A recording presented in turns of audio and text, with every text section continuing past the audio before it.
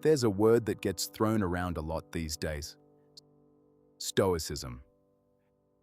You've probably seen it on productivity channels, morning routine videos, cold shower content.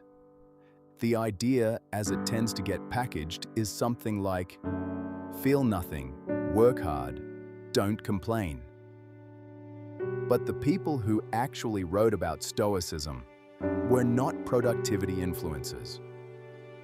They were a grieving emperor, a man who had been enslaved, a philosopher watching his world collapse around him. People acquainted with genuine darkness. And what they wrote was not a system for performing toughness. It was something far more useful than that. The modern version of Stoicism, the one that sells books and supplements, has reduced a rich philosophy to a single instruction: endure. Which sounds like wisdom until you notice what it misses. The original Stoics, Epictetus, Marcus Aurelius, Seneca, were not primarily interested in endurance. They were interested in clarity. Specifically, clarity about what is actually within your control and what isn't. That distinction, that single, quiet question, is the whole of Stoic philosophy if you had to reduce it to one thing. And it turns out that question, asked honestly and repeatedly, changes everything. Epictetus, a man who spent years of his life enslaved, wrote something that has survived nearly 2,000 years because it is simply, stubbornly true. He said, "Some things are within our power. Some things are not."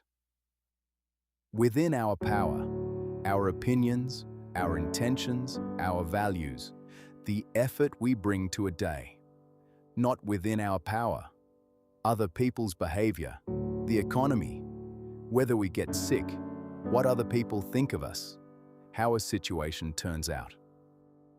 This sounds obvious, and yet most human suffering, not all, but most, comes from treating the second category as if it were the first. From spending enormous reserves of energy trying to control what cannot be controlled. Other people's opinions, the news, the outcome of an interview, whether someone texts back. Not because we're foolish, but because nobody ever clearly showed us the line. Stoicism, at its core, is the practice of drawing that line, again and again, every day. Not because you stop caring about outcomes, but because you stop letting outcomes be the measure of your peace. Marcus Aurelius was, for a period of his life, the most powerful man on earth. He commanded armies. He governed an empire of 70 million people. And every morning, he wrote in a private journal that he never intended anyone to read. We have that journal. We call it Meditations. And what is striking about it, what makes it unlike almost anything else ever written, is that it contains no pride. Page after page, the most powerful man in the world is reminding himself of the same things. Don't be distracted by what you can't control. Do the work in front of you. Be kind, even when it's hard, especially when it's hard. He wasn't writing instructions for other people. He was writing them for himself. Because even he, with all his power, all his wisdom, all his resources, found it difficult to live well. That is the most honest thing about Stoicism. It was never written for people who had life figured out. It was written by people who were struggling and choosing every day to try again. So what does this actually look like in a normal Tuesday?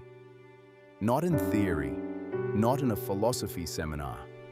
In the kitchen, in the commute, in the conversation that went badly. 3 practices, simple enough to actually use. The first, the morning pause. Before you reach for your phone, before the noise of the day arrives, ask one question. What is actually within my control today? Not what do I want to happen, not what do I hope other people will do. What can I actually influence? Write it down if that helps, or just let it sit there for 30 seconds. That pause, small as it is, reorients the whole day toward what's real. The second, the gap before reaction. The Stoics called this the space between stimulus and response. Something happens, someone says something, a plan falls apart, a message arrives that you didn't want. There is always a gap between the event and your response to it. It may be very small, but it exists. Stoicism is the practice of finding that gap and choosing what to put in it. Not suppressing what you feel, not pretending it doesn't matter, but asking, what is actually useful here? What would the person I want to be do next? The third, the evening review. Seneca, who was, by all accounts, not a perfect man, which is part of why he's worth reading, wrote that every evening he would ask himself 3 questions. What did I do badly today? What did I do adequately? What did I do well? Not as self-punishment, as calibration. The point was never to feel bad about the day.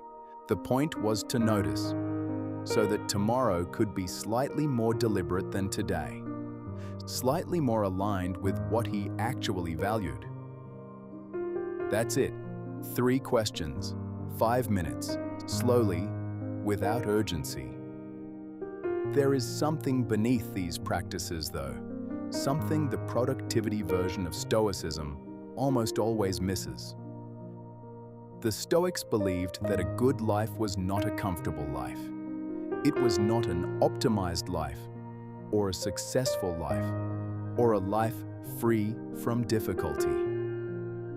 A good life was a life lived in accordance with your values, with what you actually believed was worth doing. And the reason the dichotomy of control matters, the reason it's worth practicing every morning, is not so that you can be tougher. It's so that you can be freer. Free from the exhausting project of managing other people's opinions of you.